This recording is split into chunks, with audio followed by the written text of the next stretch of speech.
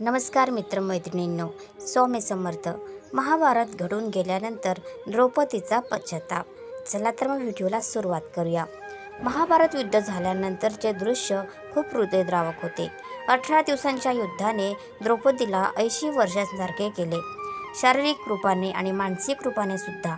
शहरामध्ये सगळीकडे विधवा दिसत होत्या, पुरुष एक दुसरे दिसत होते, अनाथ मुलं इकडे तिकडे फिरताना दिसत होती आणि त्या सगळ्यांची महाराणी द्रौपदी हस्तिनापूरमध्ये शून्यात नजर लावून बसली होती.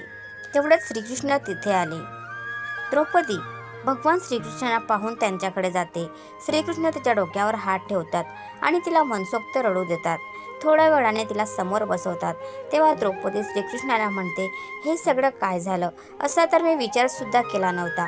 तेव्हा भगवान श्रीकृष्ण म्हणतात, नियती खूप क्रूर असते पांचाली. ती आपला विचार करणारा सुद्धा चालत नाही. ती आपल्या कर्मांना परिणामांमध्ये बदलते. तुला प्रतिशोध घ्यायचा होता आणि तू त्यामध्ये सफल झाली. द्रौपदी, तुझा प्रतिशोध पूर्ण झाला, पण दुर्योधन आणि दुःशासनच नाही तर सगळेच कौरव नष्ट झाले. तुला तर आनंद वाटला पाहिजे. तेव्हा द्रौपदी म्हणाली, तुम्ही माझ्या जखमा बऱ्या करायला आले आहे की त्याच्यावर मीठ चोळायला? तेव्हा भगवान श्रीकृष्ण म्हणतात, नाही द्रौपदी, मी तर तुला वास्तविकता दाखवण्यासाठी आलो आहे.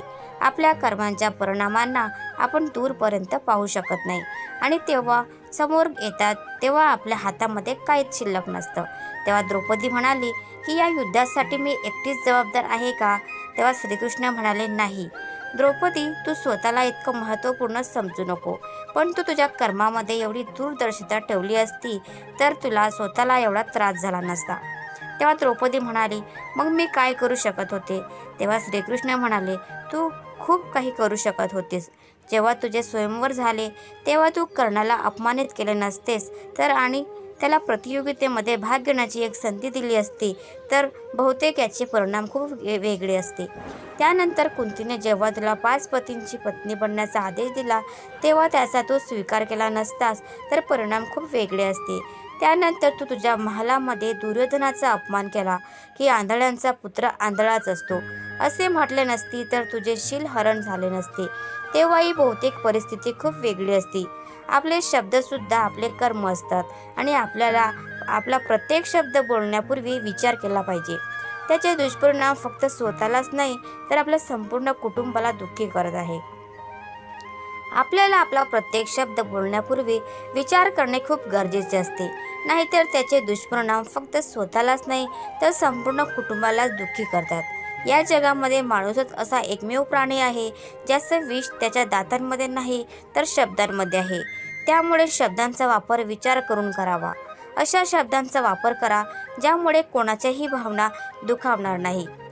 मरणाऱ्या कर्णाजवळ द्रौपदी कशासाठी गेली? सूर्यपुत्र कर्ण महाभारताचे एक खास व्यक्तिमत्व होतं. कर्णाला फक्त त्याच्या पराक्रमामुळे नाही तर कर्णाच्या दानशूरतेमुळे आजही ओळखलं जातं. असं मानलं जातं की त्याच्यापेक्षा मोठा कोणीही दानवीर नव्हता. भगवान श्रीकृष्ण सुद्धा कर्णाला सगळ्यात मोठा दानवीर मानत होते, पण ही गोष्ट अर्जुनाला पसंत नव्हती. कर्णाच्या मृत्यूच्या वेळी 2 लोक त्याच्याजवळ गेले, भगवान श्रीकृष्ण आणि द्रौपदी. भगवान श्रीकृष्ण कर्णाची परीक्षा घेण्यासाठी गेले होते आणि कर्णाच्या वागण्यामुळे खुश होऊन त्याला वरदानसुद्धा दिले. पण द्रौपदी कशासाठी गेली होती? युद्धभूमीवर जेव्हा कर्ण जखमी होऊन आपल्या मृत्यूची वाट पाहत होता त्यावेळी अर्जुनने भगवान श्रीकृष्णांना म्हटले, तुमचा दानवीर कर्ण असहाय्य होऊन मृत्यूची वाट बघत आहे. यावर भगवान श्रीकृष्ण म्हणाले, कर्णाले त्याचे शौर्य आणि दानशूर होण्यामुळे नेहमी ओळखले जाईल. यावर अर्जुन म्हणाला, कर्ण सगळ्यात मोठा दानवीर कसा होऊ शकतो? ही गोष्ट सिद्ध करण्यासाठी भगवान श्रीकृष्ण ब्राह्मणाचा वेश घेऊन कर्णाजवळ गेले आणि त्याला प्रणाम केला. त्यानंतर कर्णाने त्यांना तेथे येण्याचे कारण विचारले.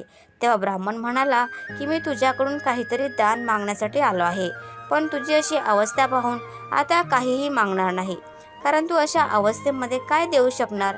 हे ऐकल्यानंतर कर्णाने जवळ पडलेला दगड घेऊन त्याचे सोन्याचे दात पाडले आणि ब्राह्मणाला देऊ लागला. हे पाहून भगवान श्रीकृष्ण त्याच्या खऱ्या रूपामध्ये आले आणि कर्णाला वरदान मागायला सांगितले. कर्णाने 3 वरदान मागितले. 1.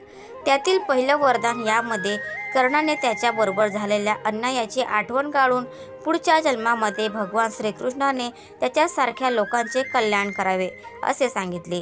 नंबर 2. दुसऱ्या वरदानामध्ये भगवान श्रीकृष्णांचा जन्म त्याच्या राज्यामध्ये घ्यायला सांगितलं. नंबर 3 आणि तिसऱ्या वरदानाच्या रूपामध्ये असे मागितले की त्याचा अंतिम संस्कार अशा जमिनीवर करावा जी पापमुक्त आहे. तेव्हा भगवान श्रीकृष्णाने कर्णाचा अंतिम संस्कार त्यांच्या हातावर केला होता. पण जेव्हा द्रौपदीला कर्णाच्या मृत्यूची बातमी कळाली त्यावेळी ती बेशुद्ध पडली आणि शुद्धीवर आली तेव्हा ती पडतच युद्धभूमीवर कर्णाजवळ पोचली आणि जोरजोरात रडू लागली. त्यानंतर तिने कर्णाच्या केलेल्या अपमानाबद्दल कर्णाची क्षमा मागितली. तिला खूप पश्चाताप झाला होता. तिने का स्वयंवरामध्ये कर्णासारख्या महान योद्धाचा अपमान केला.